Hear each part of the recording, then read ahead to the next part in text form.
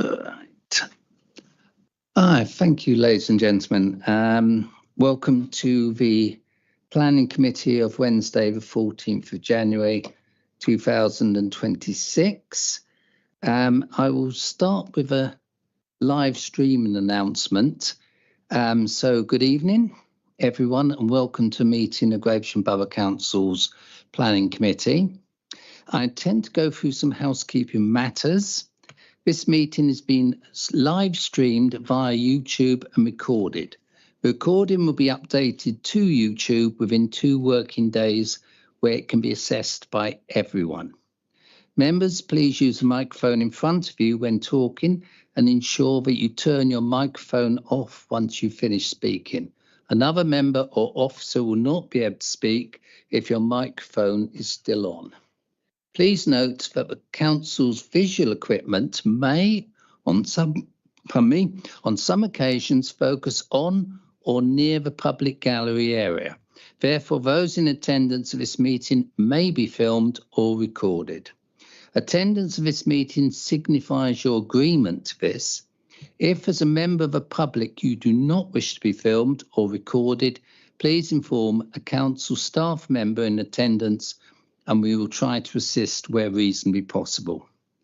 On hearing the fire alarm, we will ask all attendees to immediately evacuate the building. Please evacuate via the nearest fire exits and make your way to Community Square outside of the reception doors. So we now move to apologies for absence. We've received no apologies for absence. I notice Councillor Scollard is not here. We have tried to contact him. I am aware that if he does turn up, he cannot participate in whatever is being considered, the actual item that's being considered. Thank you. Let me just give an update on the legal officer. Right, yes. Thank you, Chair. Just for the benefit of all members at Planning Committee this evening, unfortunately, the legal officer is unable to make it to the meeting this evening, so it'll just be planning officers in attendance. Thank you. Thank you. I've moved my monitor, so at least I can see a few more of you. If for any reason I can't see you, please do indicate, or my Vice Chair will hopefully tell me. Right, to sign the minutes of a previous meeting, which was held on the 12th of November 2025. Seems a long time ago. Right, great. Thank you. I will now sign them. Declarations of interest. Declare any interest members may have in the items contained on this agenda. I won't go through reading the rest of this. Are there any declarations of interest? I see none. Thank you. So, consider whether any items in Part A of the agenda should be considered in private or any items in Part B in public. I have no reason to move any of the 3 items under item 6 into the private part of the meeting, and there are no items in the private sector. So that brings us on to the planning applications for determination by the committee tonight. There are 3 of them. First one is 19 The Fairway, Gravesend, Kent. Can that be introduced, please? Thank you, Chair. This application is for the proposed lawful development certificate for the change of use from a dwelling house to a children's residential care home. A lawful development certificate is different from a normal planning application as it's a legal determination of fact, not a request for permission. The LPA only looks at the law under the General Permitted Development Order. If a proposal meets the technical criteria set out in the GPDO, the certificate must be granted. The site is number 19 The Fairway, which is located within the urban area of Gravesend on the south side of the Fairway. The photos on the screen show the existing property. The property benefits from an existing single-storey rear extension, rear doormat, and off-road parking to the front. This is the surrounding street scene on the Fairway. The road is residential in character. The following images show the site in the wider context of the area. There are no proposed changes to the floor plans. The property is an extended 3-bed property with 2 double bedrooms, both with en-suites on the first floor, and a large double bedroom with en-suite within the roof space. Use Class C3 is a single person. Use Class C3 is a single person or by people to be regarded as a formal and single household. Use Class C3B is relevant here, whereby it's not more than 6 residents living together as a single household, where care is provided for residents. Use Class C2 is for the provision of residential accommodation and care to people in need of care other than within C3. The proposal has the potential to result in a significant change in the character of the existing use by reason of associated noise and disturbance generated by factors such as the shift patterns, changeovers, and visitors. As set out in Section 7 of the report, the proposal has the potential to result in a significant change in the character of the existing use by reason of associated noise and disturbance generated by factors such as shift patterns, changeovers, and visitors. In assessing all of the issues with regard to the proposed use, it is considered that residents and their carers would not constitute a single household and that the proposal would fall within the C2 use class.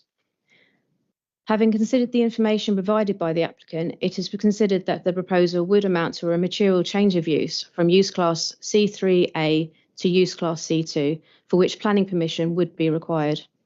The lawful development certificate should therefore be refused. Thank you.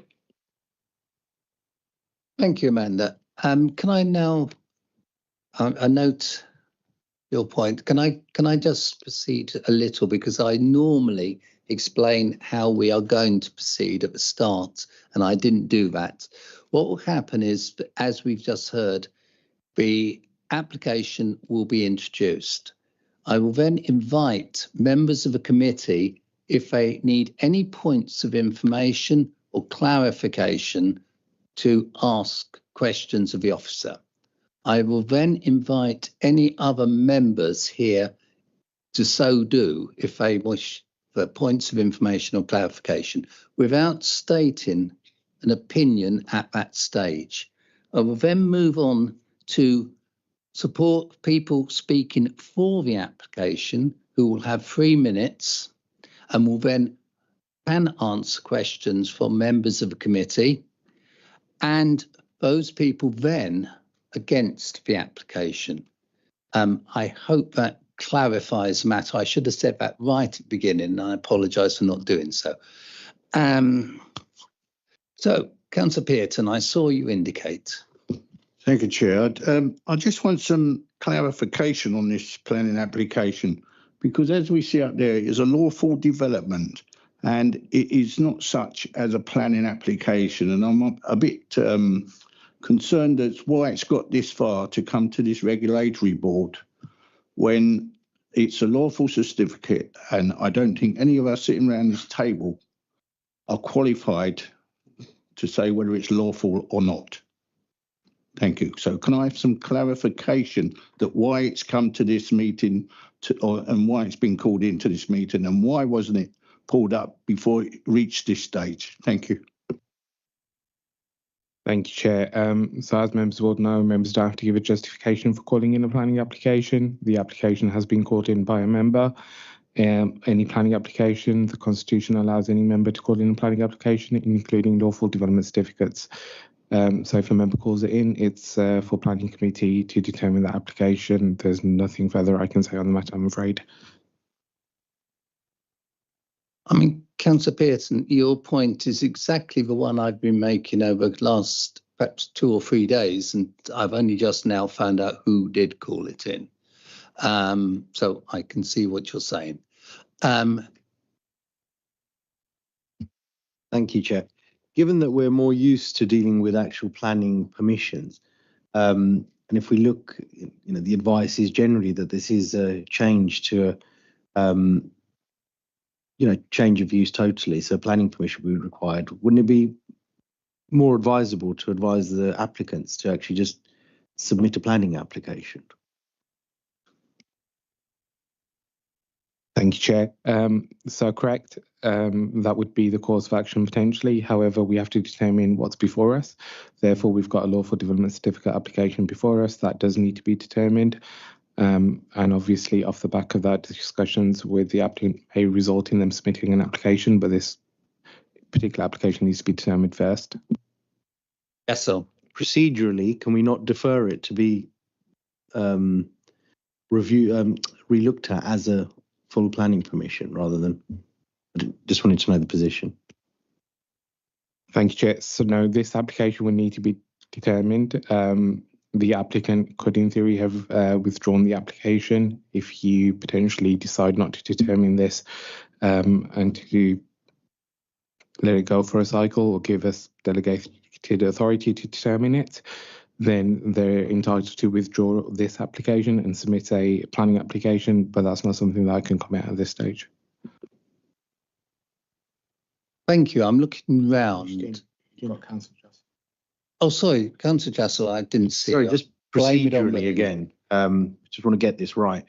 So do they have the opportunity to withdraw that at this late stage or not? Because it's the first time I've seen something like this. I just want to get my head around the logistics of this. Until an application is determined, it can theoretically be withdrawn, but since it's before members and it's here for you to determine, I would suggest that is determined. Right, thank you. I've seen Councillor Milner. Thank you, Chair. I'm just a bit confused about C2, C3, because it seems to contradict itself the way I'm reading it. It says that C2 is no more than 6 residents and care of their sole or main residence, and they live together in a single household. And then it says to go to C2, it says which includes the personal care of children and medical care and treatment. And then I think you've just said, I think further down, that there shouldn't be any care. Now, I wonder if you can just clarify that for me, please, because I'm in a total misconception of it all. Thank you. Thank you, Chair. So C3B allows for a degree of care. That's accepted because it's stated in the GDPO. However, it shouldn't be the degree of care required under C2 use. So effectively what the report sets out is, in the analysis the officers have undertaken, our view is that it would result in, the proposal results in a C2 use because the degree of care provided. So that's set out in paragraph 6.18. So our view is that the degree of care would be greater than a standard household, which would normally fall within a C3 use. Therefore, it should fall within a C2 use. Thank you, Chair.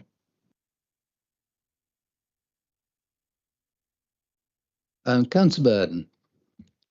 2 questions, really. First is, it's a lawful development certificate, as I understand it from what the paper says. So if we won't have to determine that within a set period of time anyway. So if you could explain that and what that means if we don't determine it in that due time. But if it is refused tonight, then that leaves the door open for them to put a planning application in, as I understand it, which has to then be considered on its merits as a planning application, which is a question they're trying to get out of at the moment. But the second question, you have got my interest going. And I know it's not going to be a Part B answer, and it won't be a state secret either. Who was the elected member that called it in? Councillor Sizer called it in for your information. And in terms of the first question, the response to that was, if it wasn't determined, the applicant would be in their right to go for an appeal for non-determination. Right, so colleagues, I hope now we're clear in our mind as far as one can be, but we're looking at a lawful development certificate, which is, as rightly been pointed out, very unusual for this committee. Right, I've seen no other questions, so I will now move for the speaker for the application, if you'd like to come forward, ma'am, sorry. No, ma'am Doha. I apologise, my pronunciation is not very good. Can I just point out that you will have 3 minutes. You should be guided by the lights, which I can't see, but I'm sure I will be told. When the amber light comes on, you have 1 minute left. When the red light comes on, I will stop you. Thank you. Can I just ask for clarity on withdrawal? You said it can be withdrawn. If I was to ask for it, it has to be determined right now because we are here to determine it. Shazad made a statement earlier. I think that's worth clarifying. Thank you.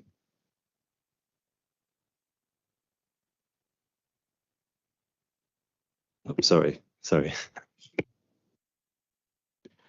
the application is determined theoretically, you can withdraw it, but I would put this down to the chair, willing to accept that at this late stage. Again, we're just talking as such, not using your time. Do you wish to withdraw this? There is the possibility of withdrawing it, but I've got several facts where LDCs have been approved under C3B, and we can evidence all of those where they are more complicated than this application that has been presented today.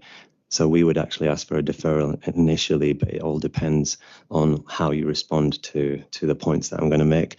If it does go to appeal, I'm very confident that we will win the appeal because of consistency. It's purely on consistency of how this is treated.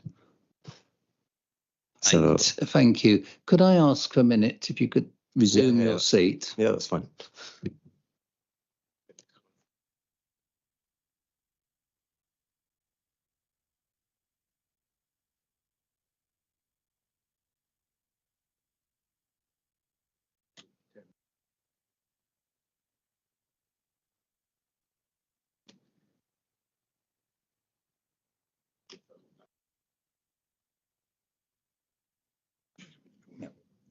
Fair enough. I would agree with that. Right. If you'd like to come back to the table. As I understand it, the advice, and it seems to me fairly logical, is that either we debate the issue, that is, you make your presentation, people opposing it make their presentation, the committee ask questions and then determine. We can't, but then we will reach a decision. The alternative is for you to withdraw this now without any debate or discussion. But if we have a debate or discussion, then as I understand it, we will move to determination.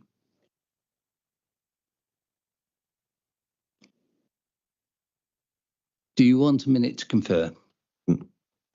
We will present our case. Thank you. Thank you. So you have 3 minutes now. Be guided by the lights. When it goes to amber, you have 1 minute left. And then... Sorry. Withdraw. We'll withdraw. Just for clarity. Right. So you are going to withdraw this application? Yep. And that is fine with the officers, minute in, committee.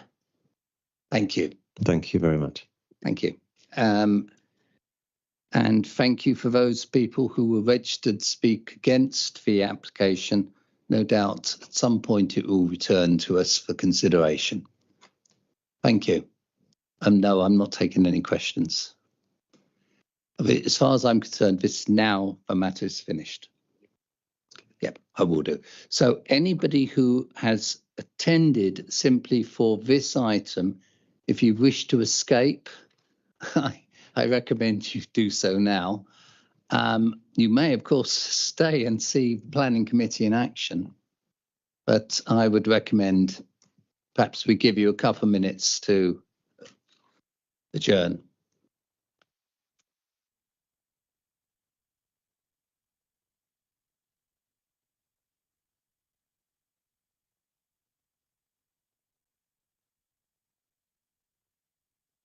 We can't allow debate on it. So that's... You they withdraw.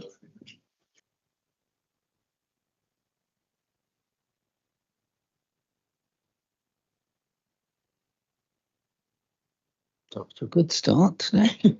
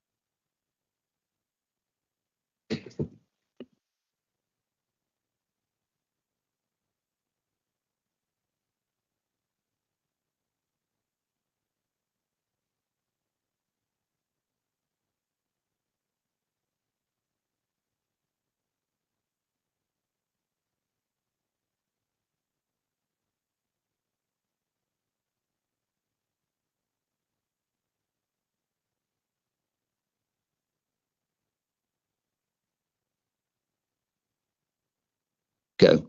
Right, thank you, colleagues. I feel somewhat sorry for all these people who turned up thinking they were going to have a debate. Right, we now move on to the second application, which is 256 Singlewell Road.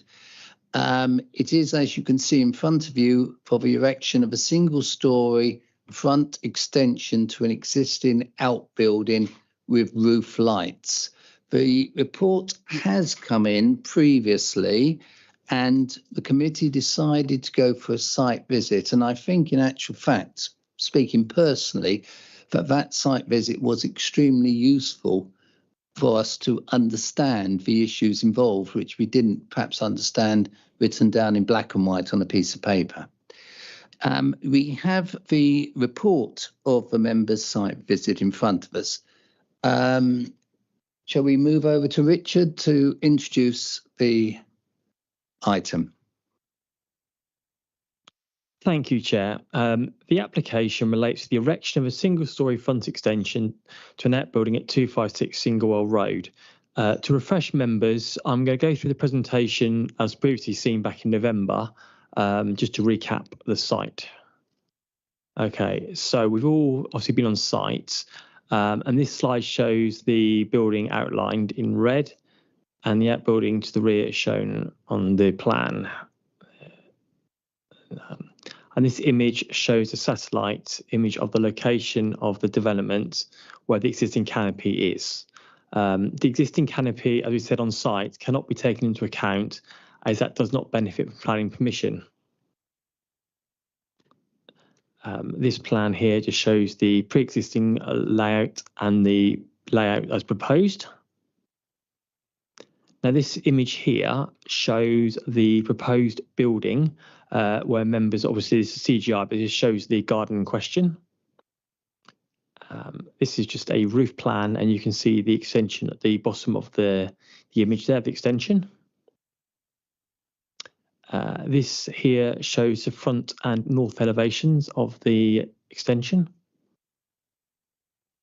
And this shows the south and rear elevations.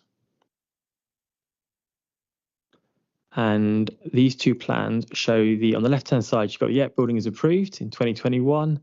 And on the right-hand side, you've got the proposed extension. The recommendation to the planning committee is to refuse the planning application based on the reasons in front of you. Thank you, Chair. Right, members of the committee, any points of clarification?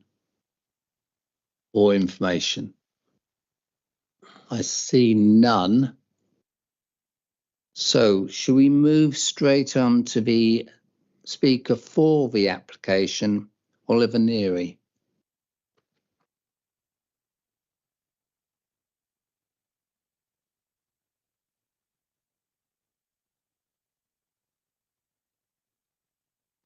Again, Mr. Neary, you understand 3 minutes guided by the lights. Thank you.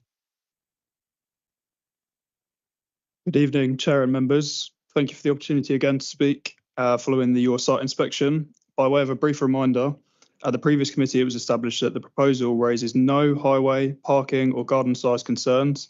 There would be no unacceptable loss of light, outlook or privacy. The revised design is lower in height than the refused scheme, and the sole remaining consideration relates to judgment on character and scale, which we believe has been appropriately addressed. Following the inspection, there are 3 main points that I feel need to be reiterated as part of my representations. To begin with, it's the existing canopy. To be absolutely clear, the existing canopy does not benefit from planning permission and will be removed regardless of the outcome of this application. This position is accepted by the applicant and does not depend on consent being granted. Members were reminded during the inspection that the canopy should not be taken into account when assessing this proposal, and the applicant fully accepts this position. The application must therefore be considered without reliance on the retention of the canopy. Secondly, the issue of scale and bulk along the northern border.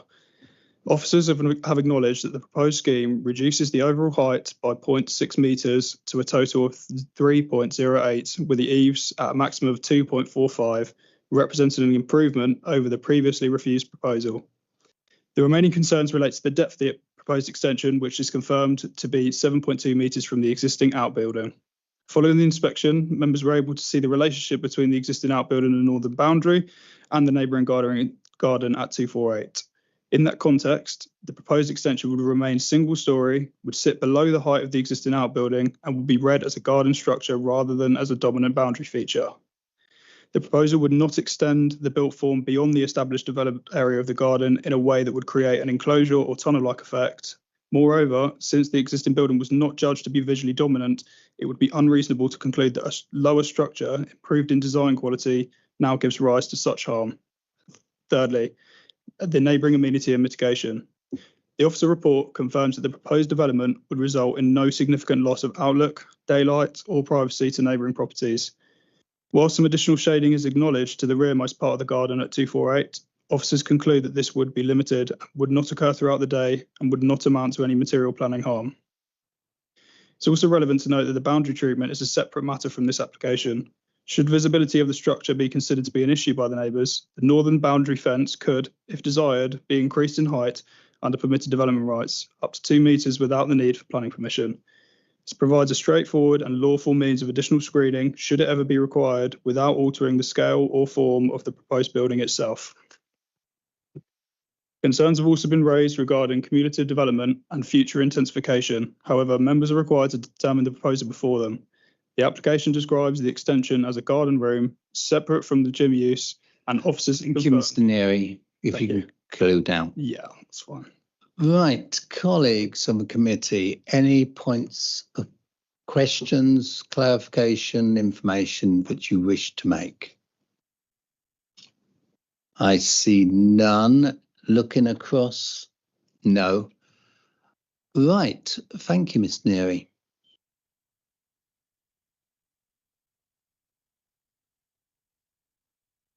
Right.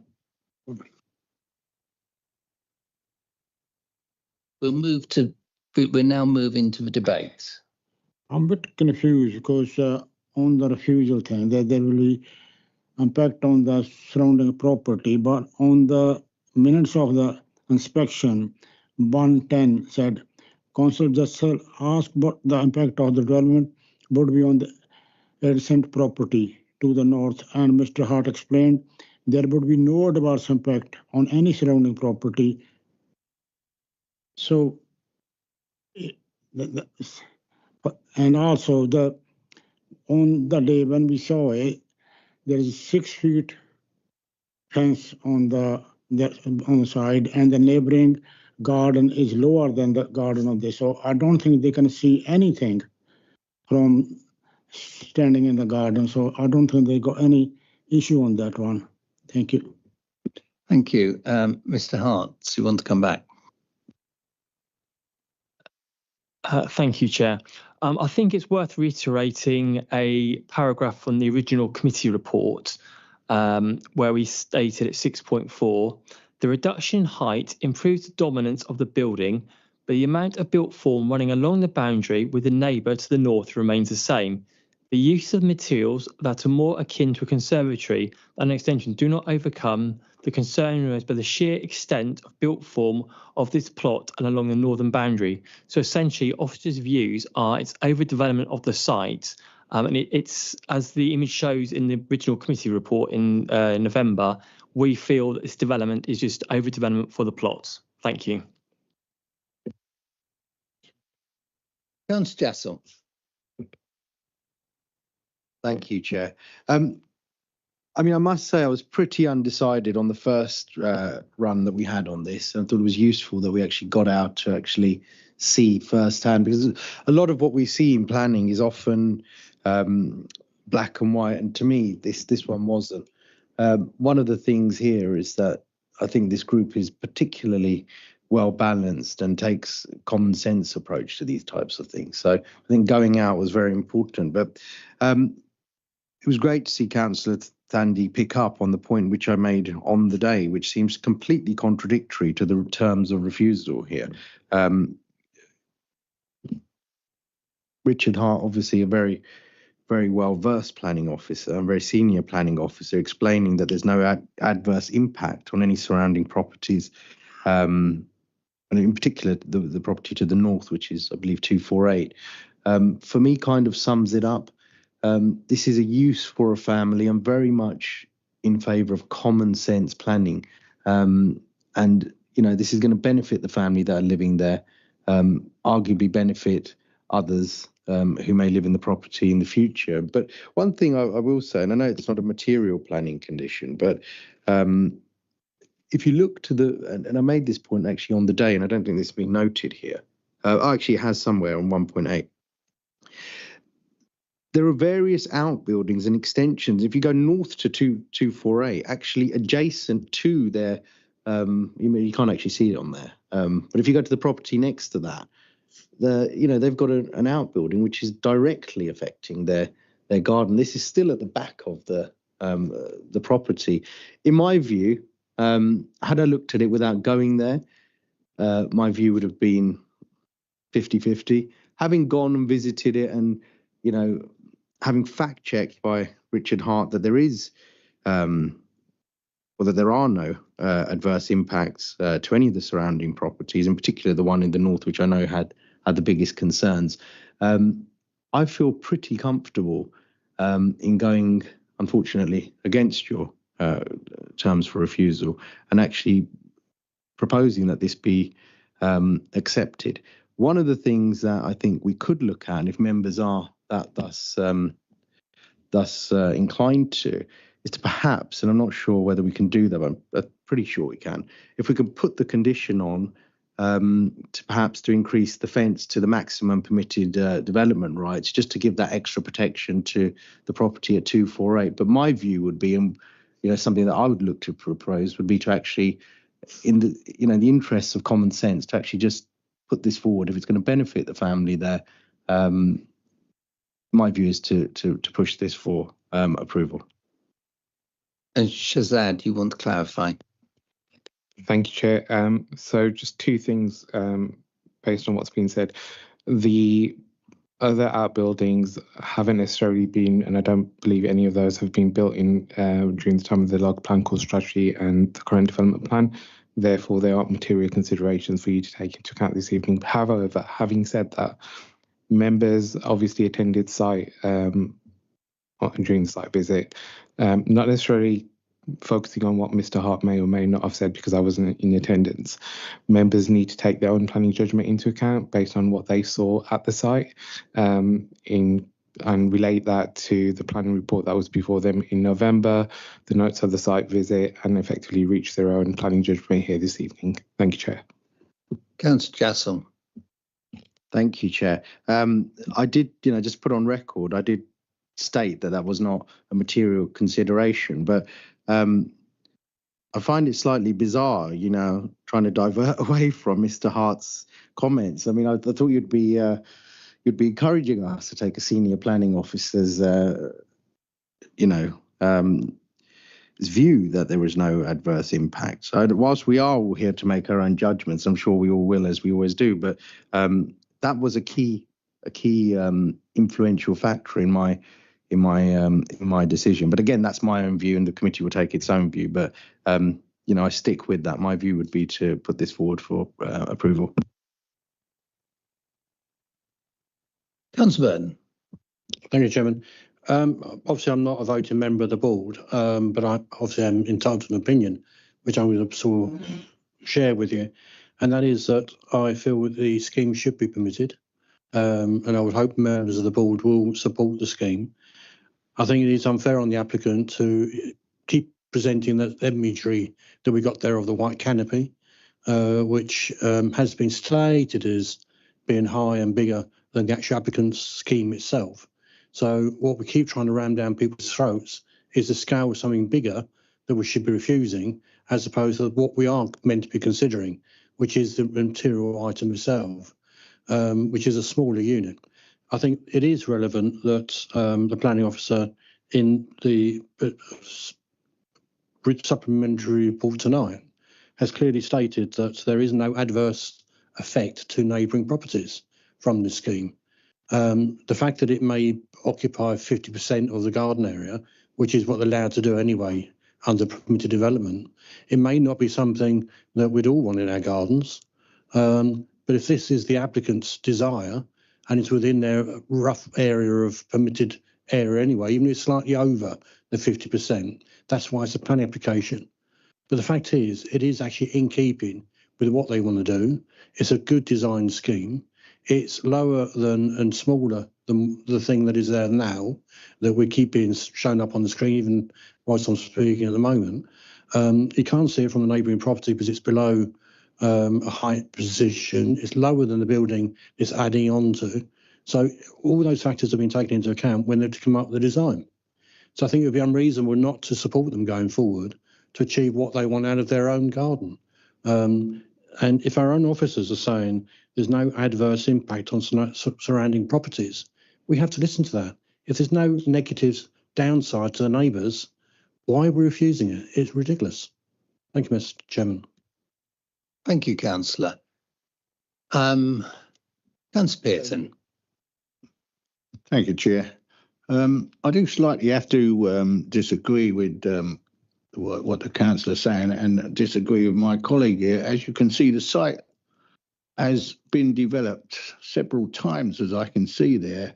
The actual main dwelling has been extended to a certain extent. So where do we draw the line where the site is overdeveloped? And as the planning officer stated, that he feels that the site is overdeveloped, and I have to tend to agree. So I do think the site is overdeveloped. So I'd be mindful to refuse it. Thank you. Thank you, Councillor. Can I just explore that point? What exactly do we mean by overdevelopment, over-intensification in terms of a garden?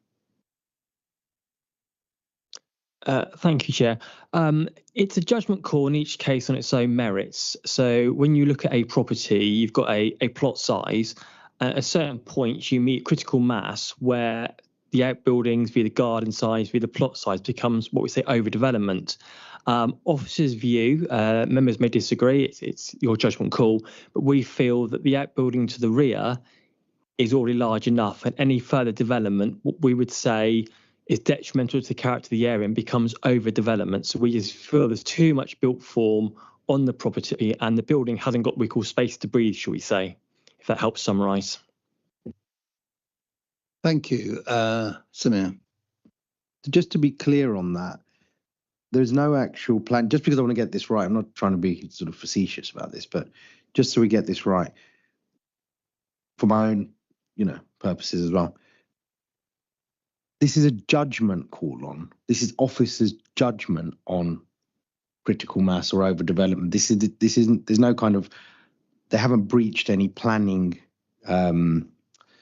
regulations as such in terms of overdevelopment. I just want to get that right. So they're not in breach of that. That's just an officer's judgment, and therefore it's down to individual judgment.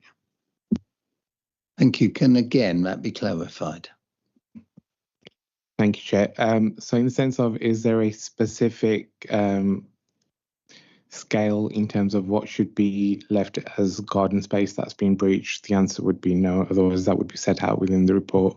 But even if that was the case, it would still remain a planning judgment for members to make. And that's effectively what my earlier point was.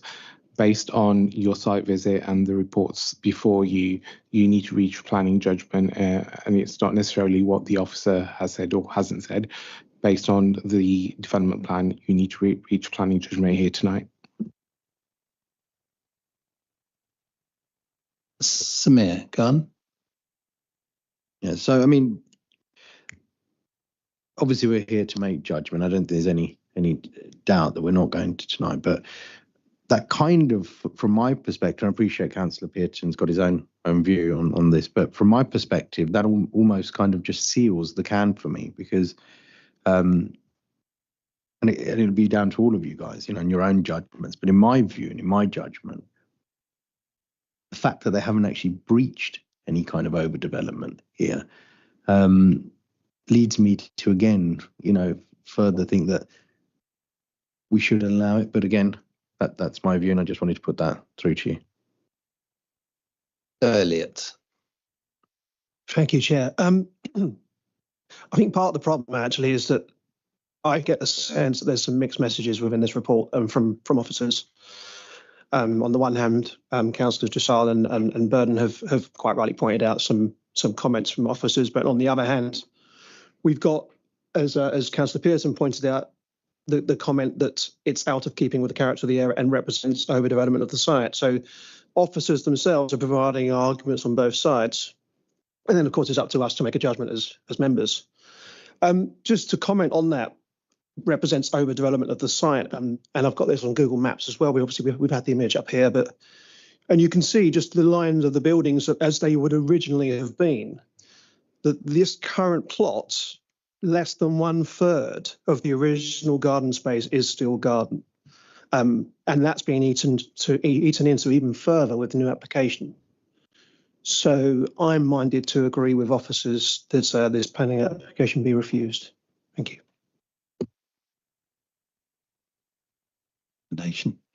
Right, thank you. I'm looking around to see if there's any further comments. Can I suggest that somebody put the question be put? Thank you. I've seen one, I've seen two. So I've seen a proposal and seconder that we put the question. Basically, it is what you see in front of you. Do you refuse the plan application for the following reason? And we are familiar with reasons and discuss those. Those in favour of refusing the application, please show.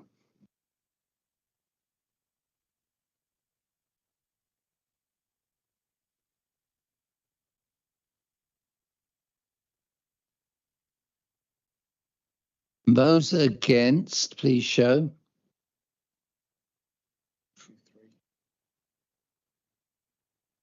Right.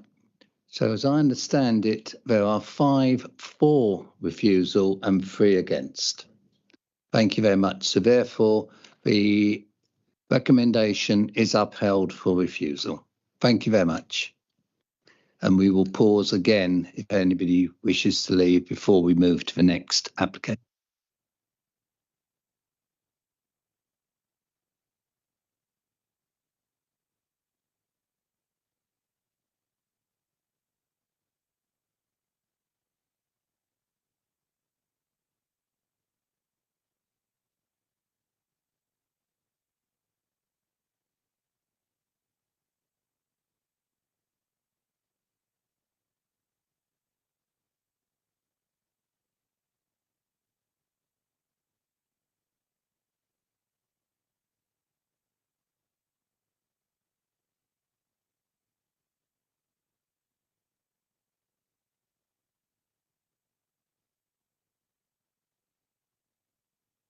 Right, thank you, colleagues. We now move on to the third and final application, which is Coachfields, Northfleet Green, Northfleet, Gravesend, conversion of the equestrian barn to a single dwelling with associated parking.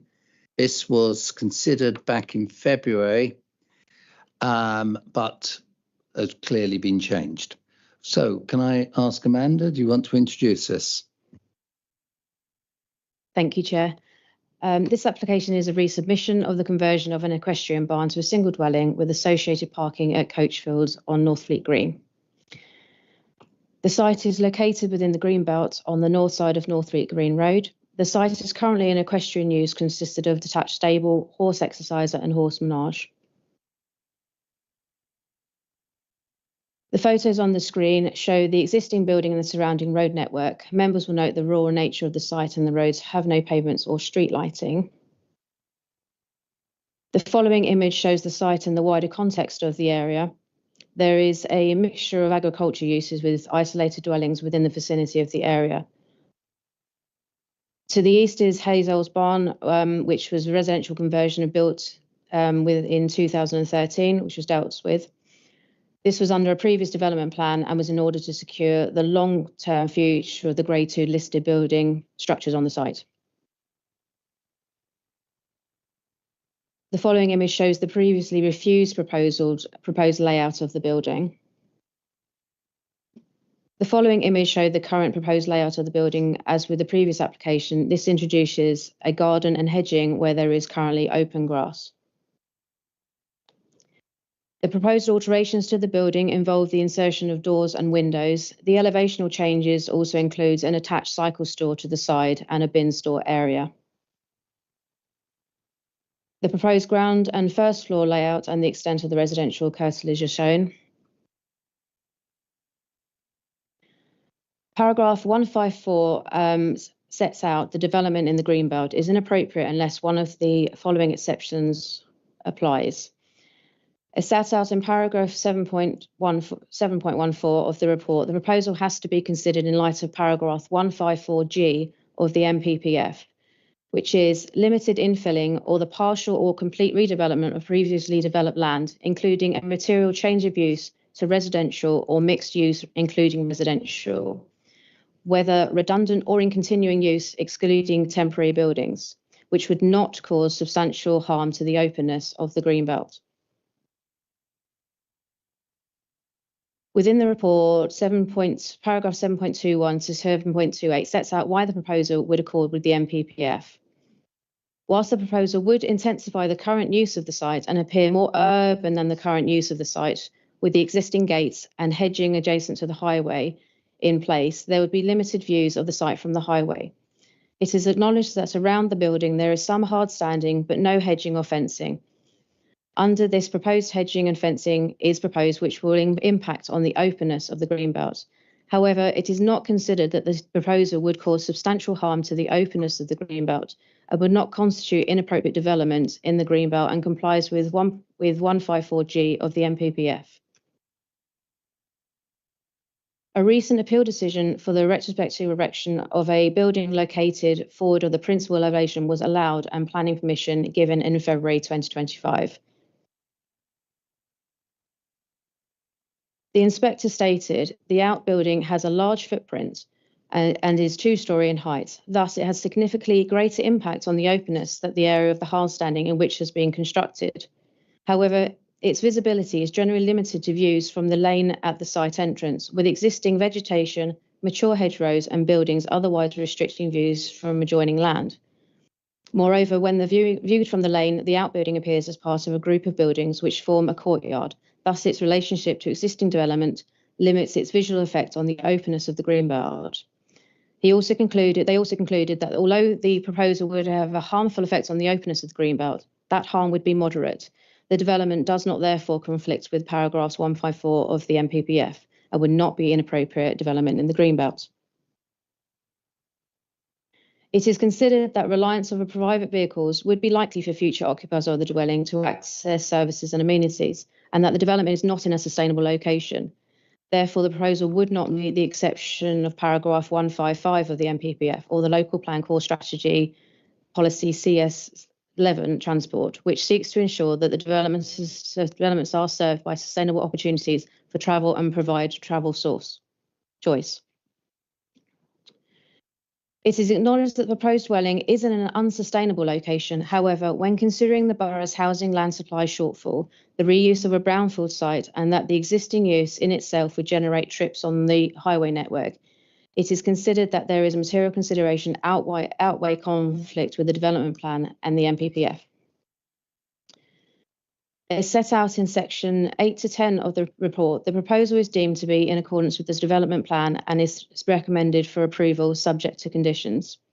In summary, the proposed conversion of an equestrian barn to a single dwelling with associated parking is deemed to comply with paragraph 154G of the NPPF, which allows redevelopment of previously developed land, including mature chains of residential, which does not cause substantial harm to the openness of the greenbelt.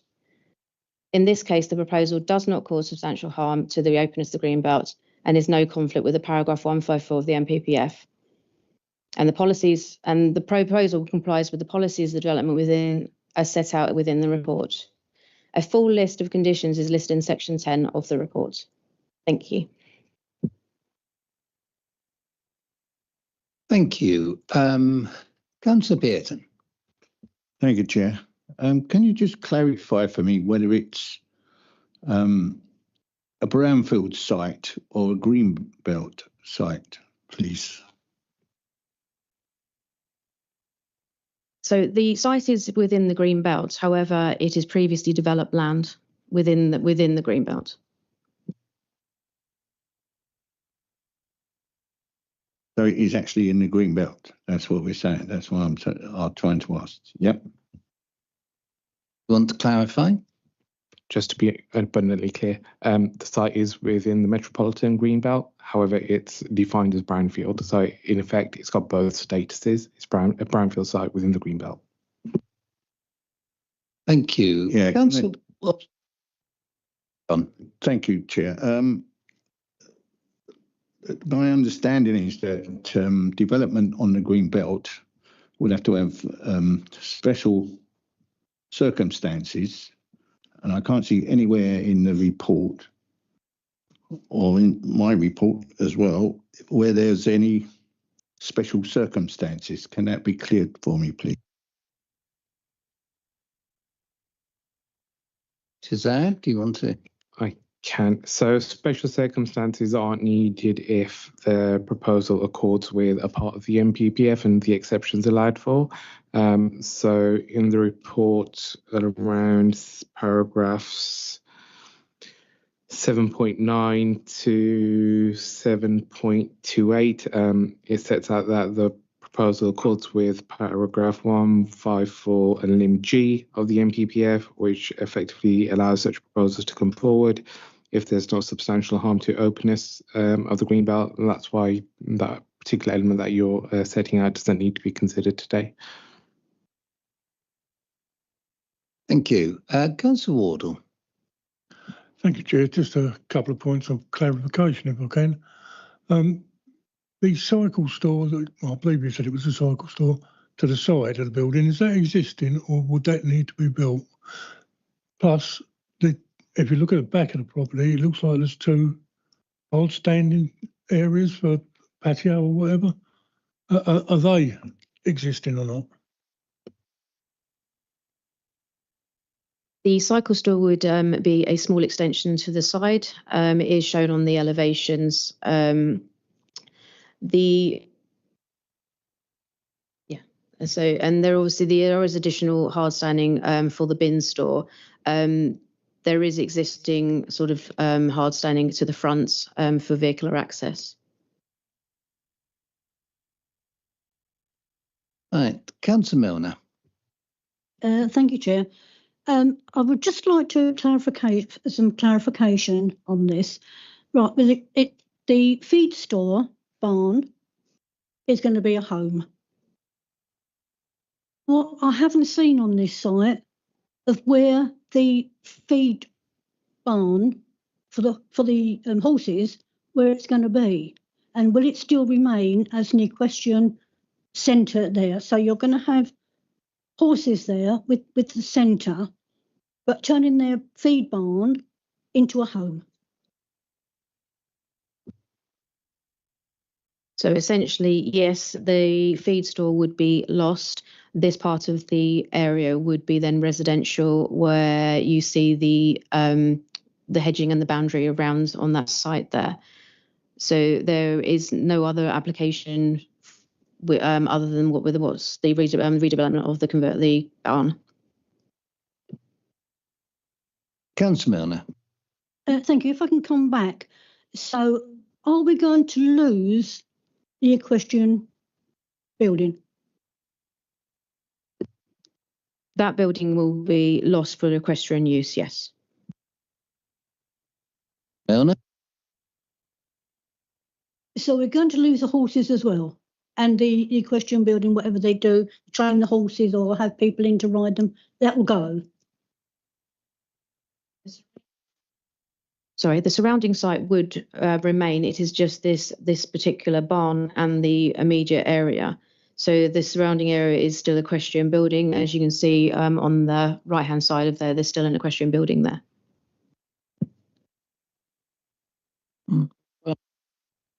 Councillor Burden.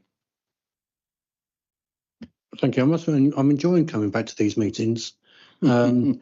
And in part, it's just to pick up on the clarity of what members are being told, because it is relevant. If you actually look at the history of this site, as been through the community and read the paperwork, you just refer to you can't even say that, the horse buildings and the use would cease. Well, actually, it's only the barn. It's put down as converted barn would cease. The horses would stay. The use of the site for horses would remain. So to say otherwise would be misleading members, which is what you just implied. And I would pick up on the point that the reason why the horses aren't in there at the moment, in part, is because the nature of the permission originally given was to treat race horses and injured horses as opposed to just horses in fields. And that's why they had that structure permitted. The reason why you can't put horses in there of that nature at the moment is quite simply that when you're trying to, so I've been in there to find out what the issue of the horses are, you have to harness them up and keep them off their feet. Now, if you're going to do that, they can end up dying if you don't have attention to them. That's why they've not got the horses in there at the moment of that type of injury. The only way around that is to have a residential presence, which is why they're going for the barn conversion. The real reason I was coming on the debate, that's why I want to clarify these issues, because if you're bringing them up in the debate, let's be clear about the issues you're talking about and not mislead members. The other issue I'm concerned about is reference to the fact that people have to walk on these pavement, on these paths. And I know Shazad, you know, we've had this debate in other places, and I think clarity is coming on that. But the fact is, in an urban context, yes, you can have footpaths everywhere, street lighting if you want it, and you can have nice buses almost down the bottom of your road. In the rural areas, we don't have any of that. I live in a rural area. We don't have street lights. I don't have an easy bus to get to. And I walk on a road with no payment on it. And that's quite normal. This is a rural area. And I think there has to be viewed as a difference between the need for a car in a rural area versus a need for a car in the urban area. They are different contexts. If you're in the rural, chances are you're going to use a car. If you're in urban, chances are you walk. But we can't start having the urban myth of how you should move around transfer to rural and say that's got to be the law. But it's not going to be. It can't be.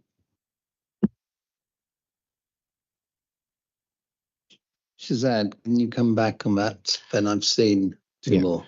Just off the back of the point that Councillor Burden has made quite rightly, and just for the clarity of all members, the red line that we are looking at, only the equestrian uses within that red line would be lost. What happens outside of that red line is not before planning committee because it's not as part of the application. So it's not something that we can consider this evening. The only fact that we can actually advise is if the application was approved, the use of the barn, as Councillor Milner quite rightly pointed out, would go to a residential use and it wouldn't stay in the use that it currently is in. Councillor Burden is also quite right that not all parts of the existing rural area are served by footpaths, sustainable modes of transport, etc. Obviously, that's a planning judgment that members need to make as part of the weighing up of the application and their own planning judgments in terms of whether that's a reason for approval or refusal, but that's entirely for them. You've got the information before you. Thank you, Chair. Councillor Pearson. Thank you, Chair. That what Councillor Burden has just told us puts a different light on his planning application altogether, because I understand the site now is for racehorses. Is that quite right? And there's no racehorses there at the moment. But like as Councillor Burden has pointed out, that the reason for that is that if they're dealing with sick horses, yes, on a equestrian site, you need a living accommodation. And I quite agree with that, because I deal with horses myself. This application, it puts an all new light. So I just want a bit more clarification that the equestrian building is going to stay. Is that right? I know it's not on the planning application, but yeah. I just want to get it clear so I know exactly what we're dealing with, because I'm not a fan of building on the green belt, as you all well know. But if it becomes a case where we need to make sure that these horses are being looked after when they are on site, then that becomes a different matter. Thank you, Chair. I'll ask for clarification, but I think we need to concentrate on the barn issue, not necessarily other buildings, but you can clarify, Suzanne. Thank you, Chair. So unfortunately, I'm going to have to play this with a straight bat. The information that you're seeking wasn't submitted as part of the planning application, therefore I'm not privy to it, therefore I can't comment on it, I'm afraid. Well, yes, please, if I may, Chair, because I mean, this application is very important.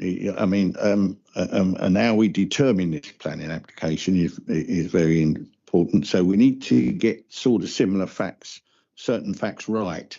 Now, the barn conversion, the cycle bit at the side, as Councillor Ward has already pointed out, that's going to be another extended part from the footprint of what's already there. Is that right?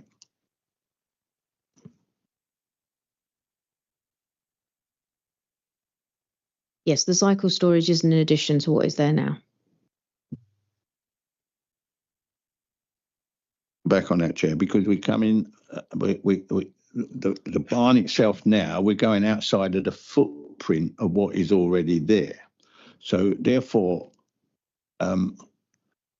is there a condition that we can put on that if we're mindful to allow it, is that it cannot be extended any more outside of that footprint? Can we have a condition that is put on there, please? There are a number of conditions that are shown within the report. The provision of both the parking and the cycle store is to be provided in line with those plans prior to occupation. Also, there are permitted development rights that have been removed from the application. Right, can I come in on this? I also want some points of clarification. I know Councillor Wardle does as well, and I'll bring him in afterwards. I'm trying desperately to get back to the grounds for refusal because I well remember this debate. I unfortunately can only get back to the 5th of March Planning Committee or the minutes. Can I ask for clarification? We turned this down previously. On what grounds? As I understand, it was unsustainable location. It was inappropriate development, which harmed the green belt? Thank you, Chair. So there were a number of reasons of refusal for the previous application. One related to the Thames Estuary Marshes SPA and Ramsdale site, which the applicant has overcome by making the requisite payment to offset the impact. So that reason of refusal falls away. There were other reasons for refusal related to the garden size and the impact of that garden size on the local area and design.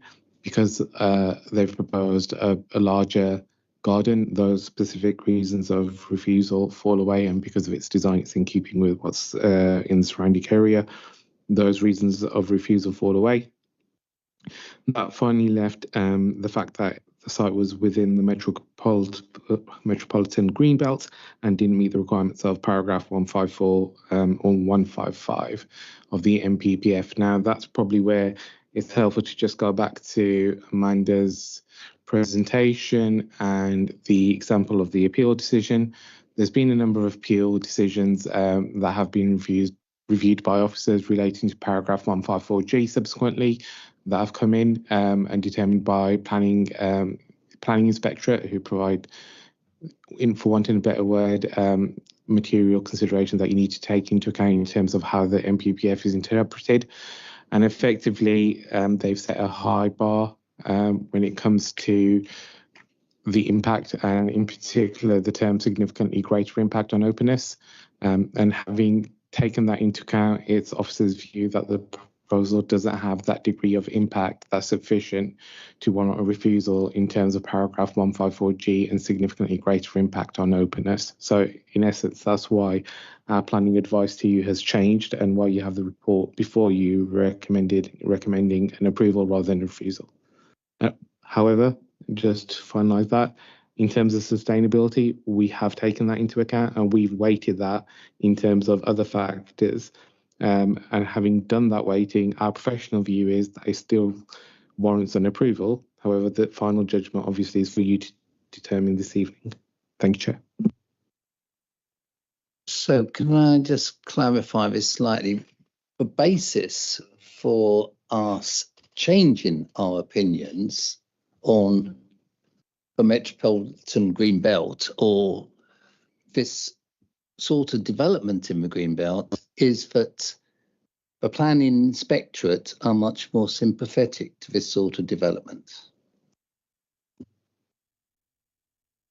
In short, correct. And the interpretation of the wording of the MPPF places a higher bar and sets a higher bar in that interpretation. Therefore, if we apply that methodology to what we're looking at, the impact on openness, in our view, isn't significant enough. However, that's a planning judgment for yourselves to reach as per the sustainability element. Thank you, Chair. Thank you. Councillor Wardle, I saw you sometime back. Thank you, Chair. Just on the car parking area for 3 cars, is that existing at the moment?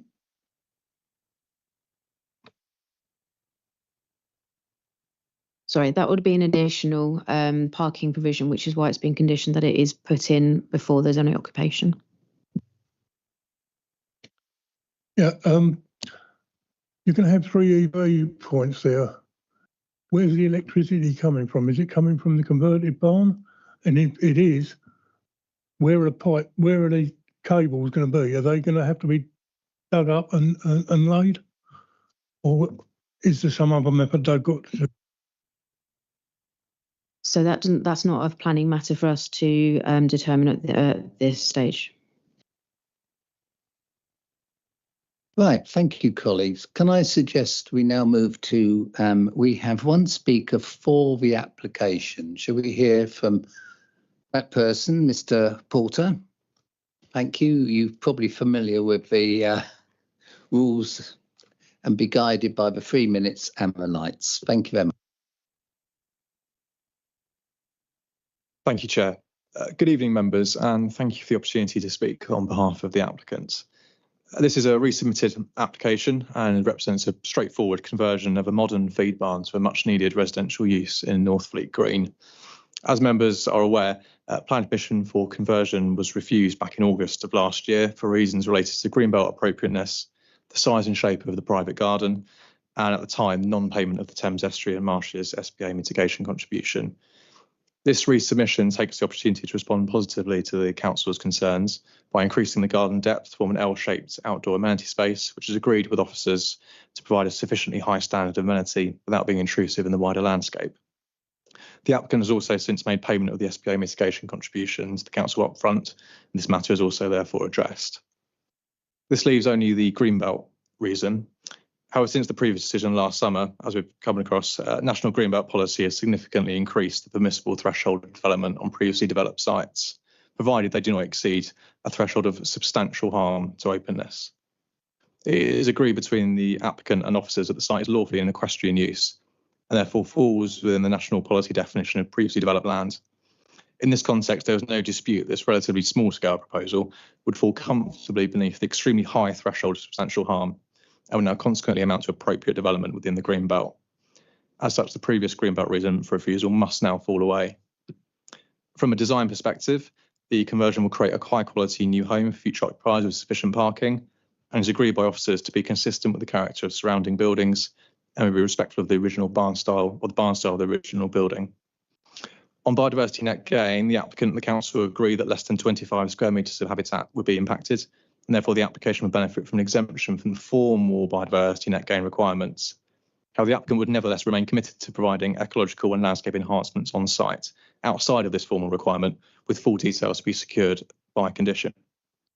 Just on sustainability, I would just add that locational sustainability is just one part of sustainability as a whole, and actually the opportunity here to deliver one home on a brownfield site and reuse an existing building carries sustainability benefits in itself. So in summary, the amended application responds positively and directly to the previous concerns, and there's no longer a reasonable basis for refusal. The application will provide an additional home, which is significant in the context of the immediate and pressing housing need in Gravesham, and we respectfully request that you support your officer's recommendation and approve permission. Thank you. Thank you. Members of the committee, any questions? I see none, so you may escape. Thank you very much, Mr. Porter, for your contribution. Right, colleagues, can I now open this up for debate and discussion?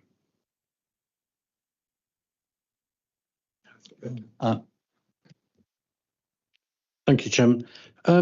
Obviously, I know this site well because I walk or drive past it quite a bit. I would hope members do support the scheme because I think it should be supported.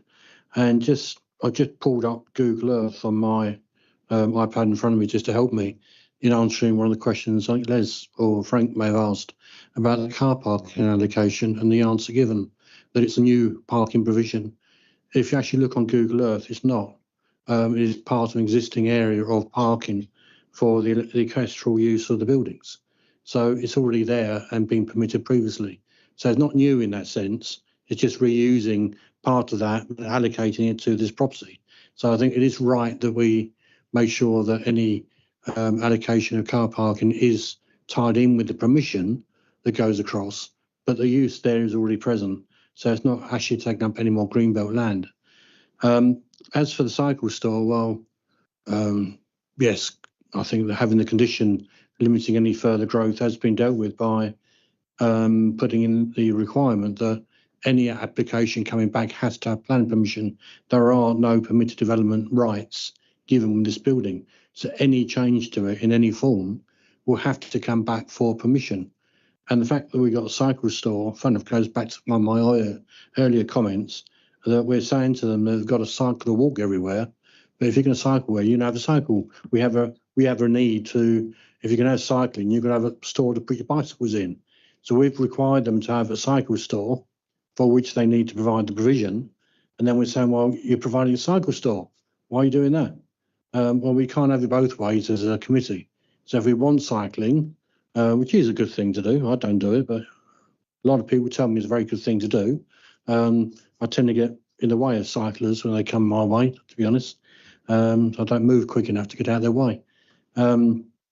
but that can be conditioned as outlined in the permission. Officers have been clear this scheme with all the amendments overcomes the previous grounds for refusal, and there are now no reasons to refuse it. And I think given the connection we know historically with the other uses on the site and why we need the domestic use there with the horses, there's nobody else that can look after the horses than are these residents. So I think we should go forward and permit it. There are no grounds to refuse now. They've overcome the previous refusal points, which I think were probably fair at the time, but they've now dealt with them. So there's nothing fresh coming forward. So on that basis, and given the officer recommendation clearly says permission, we should do that. Thank you, Mr. Chairman. Thank you. I've seen Councillor Wardle, then Councillor Elliott. Thank you, Chair. While I have absolutely no problem with barns being converted into domestic use, indeed in Mepham, in my ward, there's 2 barns there that I know was done in about 2000 or 2010. So the precedent is there to convert them. The only problem I have with converted barns is if they take a larger footprint up. Other than that, I've got no real objections to a barn being converted. Thank you. Councillor Elliott.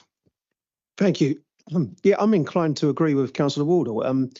Generally not a fan of development on the green belt. However, and actually I too have been looking on Google Maps, and you can see that there is already something to the side of that barn where that cycle store is. I'm not sure what it is, but it looks roughly the same size. And for me, the proposal, it's not significantly increasing on the footprint at all. And that for me is number one. The number one concern in the greenbelt is if we're increasing on the footprint, I've got concerns. I don't really feel like we are with this particular application, and minded to approve it.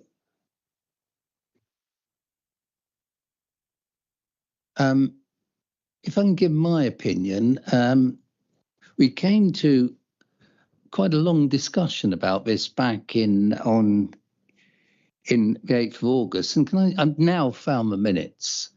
Can I remind you of the reason we were considering at the end? We said that there was increasing concern about the inconsistency with which the green belt was being dealt with by elsewhere, and the whole question of increasing footprint.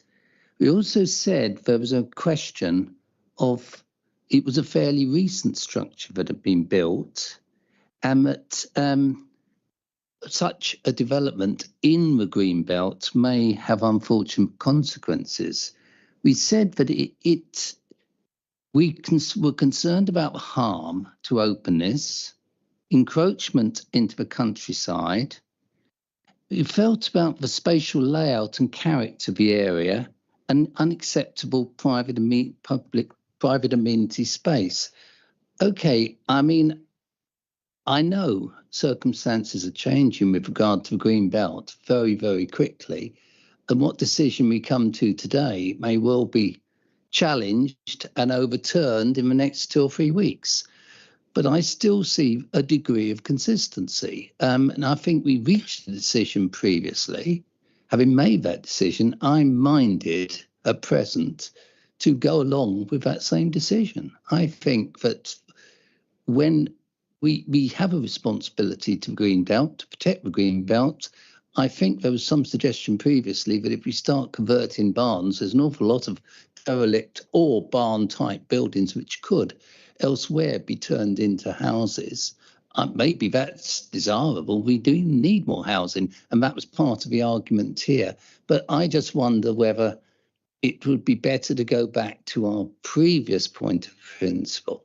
But on the other hand, I do hear the comments that have been made that it's just the same footprint and it will not affect allegedly the openness of the countryside. I suspect it might, however, further contribute to the undermining of the protection of the metropolitan green belt, but that's just my opinion. Having said that, I'm looking around to see if anybody else wants to Elliot. Thank you. Just to pick up on something you said, yes, when I first saw this, and I'm trying to look at what page it is, but where you've got the refuse scheme that was proposed previously and then the current one side by side, I did remember a conversation around openness at the time, and that was refused partly as on the basis of openness. And then you look at it and you think, well, and I think at the time, perhaps myself, I don't know if others are the same, equated the word openness with size. And actually, openness does not equate to size, because actually, when you look at the two proposals, the previous one alongside this one, the previous one was enclosed and smaller, whereas this one is larger in size with the garden space, but more open, and therefore lends itself to openness and the greenbelt kind of theme. So that's just something that I think I've understood from looking at these. Thank you. Yep. Thank you very much. Any other comments? Councillor Pearson. Yeah, thank you, Chair. Looking at it, the barn doesn't look as if it is aging or falling apart. So it's relatively a new build. And so I just wonder why it can't be used for something else other than residential, given the site that it's in, the green belt. Like you say, we have to protect the green belt at all as much as we possibly can. And this is one site that I haven't got proper clarification that what the site is used for exactly. So therefore, I'm a little bit uncertain of which way to cast my vote at this moment in time. Thank you, Chair. Right, colleagues, Councillor Burton. Sorry to come back again, but officers have written a very clear report. The scheme should be permitted, and they've given all the reasons for it and why it complies with planning rules, planning law. I think we'd be advised to ignore that. I think if there's clarity needed as to why they're converting this barn and the bigger context and the wider context for it, which has just been asked the question of, is not actually part of this application we can be dealing with. But it would, I think, if we deferred the application, it may be a way forward that we can actually invite them to explain how this building and why this building needs to be converted, and the context to the existing, I can't even, but the Horsey building, the staying, that's the one. It's too big a word for me. But that use, why that specifically requires people living nearby it to look after those specific horses. And that might inform the committee and give another reason to support it. We can't, I know that to be the reason, but I can't say that tonight. I can say, I've just said it. But it doesn't help you because it's coming from me. It needs to come from the applicant. And that can only happen if they come and say that. I think, Councillor, that's possibly a very helpful suggestion. Shazad, can you guide us on this? Thank you, Chair. Members could, as Councillor Burden pointed out, decide to defer this application to the next cycle for additional information to be obtained in relation to the conversion, in the sense of what is happening with the equestrian use and the future of the wider site, and how it relates to the loss of this and what happens with the loss of the feed bond, so to speak, and how alternative provision is being made in terms of what Councillor Milner originally asked. Okay, Councillor Pearson. Yeah, I would go along with that view, Chair, for a little bit more clarification, because I'm very uncertain tonight of which way to cast my vote. Thank you. Right. Milner. Yes, I think that's a very good suggestion, because I opened the can of worms with the equestrian building and the horses. What they were doing there was a brilliant job, looking after sick and perhaps retired horses. And now I think in the previous report, in August, did you say, Chair, that it did say that they're having problems with where they live as to keep coming over. I think it was Essex, somewhere like that. There was coming over to attend to the horses, looking after them. So I think Councillor Burden's suggestion is very good. Right, thank you. I've seen Councillor Wardle and then Councillor Jassel. Thank you, Chair.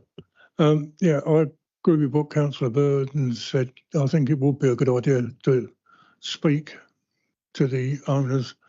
As we did last time, I think possibly a site visit could be beneficial as well.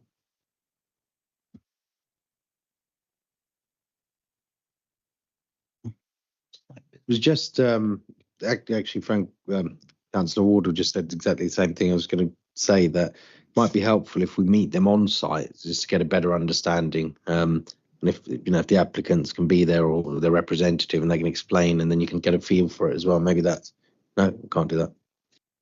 Right, Shazad. So if members want additional information in relation to the use of the site, etc., that would have to be in writing so it can form part of the application for yourselves to consider. The site visit would be really to view the site and in its context, etc., not to meet the applicant to obtain more information. Thank you, Chair. Okay, colleagues. Right, we have, first of all, a proposal for which is before us, but I think that there's this degree of sympathy to defer this to seek further information. Now, then the suggestion of a site visit, but of course, maybe we do need the further information before the site visit, or the site visit before the additional information. I'm guided by you. Would somebody like to make a proposal? Councillor Pearson. Thank you, Chair. I propose I need more information. So before the site visit, thank you. Right, is there a seconder? I've seen a seconder. So we have a proposal before the committee, which is that we defer this decision until the next cycle, seeking information from the applicant, which will clarify certain aspects that we've developed in our discussions. Can I ask for a general approval, or, well, I'm taking that as approval, unanimous. Thank you very much, colleagues. That then brings us on to reports for information, none. Planning applications determined under delegated powers. As usual, a copy of schedule is placed. There is nothing in item 9, 10, part B isn't to be considered. Therefore, at 8:30 or just before 8:30, can I draw this meeting to a 38, thank you, 28. Can I draw this committee to a close? Can I thank you for coming along on what is actually a very filthy night? And thank you for the good humour and very positive way that we approach this. And what was, from my point of view, very encouraging is that we weren't dividing on party lines. We did have a measure of agreement and disagreement across the chamber. Thank you very much for that.